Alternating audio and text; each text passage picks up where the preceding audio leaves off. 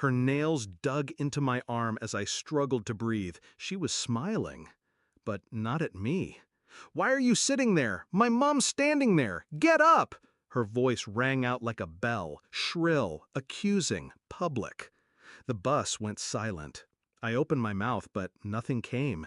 Just heat and pain. So much pain. My shirt was soaked with sweat. My hands trembled. No one moved, except the old man near the front. He looked at me like he knew, like he'd seen it before.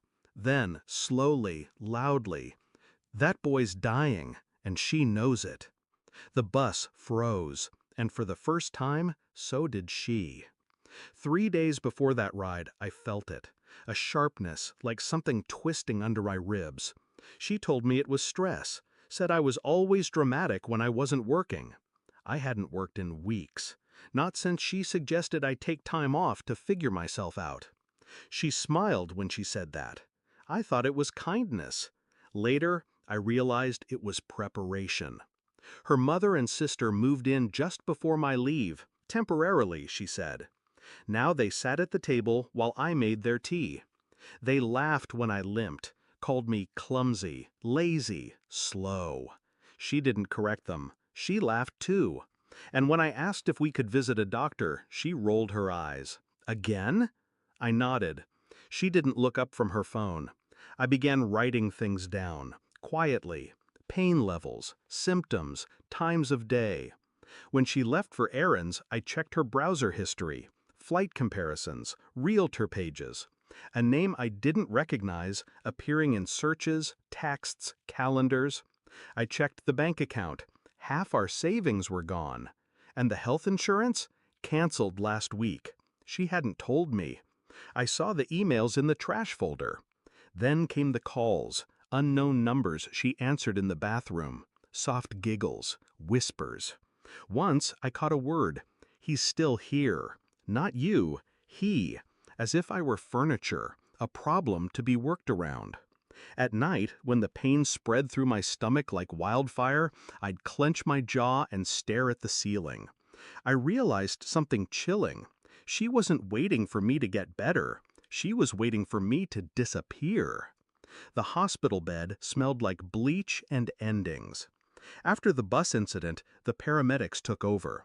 Ruptured appendix, septic onset, hours from death, they said. She didn't ride with me. When I woke up, there were flowers, but not from her. There was a note, though, typed, "Glad you're feeling better. Let me know when you're ready to come home." No love, no apology. While I healed, I hired a private investigator. Not for her, for me. I needed to know. He delivered in 5 days. Photos, voice recordings, a timeline. She wasn't cheating, not in the usual sense. She was replacing me. He'd moved into my chair, my kitchen, my life. He slept in the bed I paid for, next to the woman who told me I was imagining things. There was even a prenup, unsigned, that she'd edited after scanning my signature from an old birthday card. A life built carefully in my absence, funded by my silence. I returned home one afternoon, unannounced. She was there, his toothbrush on the counter, my clothes in a black trash bag. "Oh," she said, flatly, "you're out already." I handed her a folder. Photos, documents, canceled insurance papers, recordings. Her fingers trembled. For once, her voice didn't work. "Don't bother," I said, calm, controlled. "I've already filed." Filed? Fraud, identity theft, medical negligence. Eviction paperwork's in the mail too. You'll both need new housing by Monday. Her mother entered behind her, smug expression melting. "I told you to be quiet," she snapped at her daughter.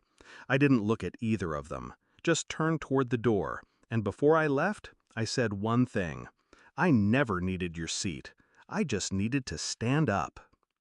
People say betrayal is a knife in the back. They're wrong. It's slower.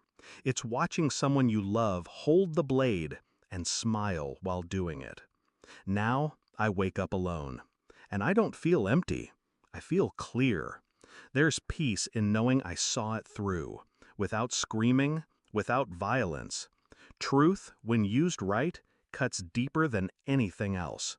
She called once, last week, left a message. Can we talk? I didn't delete it. I just didn't press play. Some things are better left unheard. Because I remember what that old man said on the bus. The way his voice sliced through silence like a verdict. That boy's dying, and she knows it. He was right. But I didn't die. She did.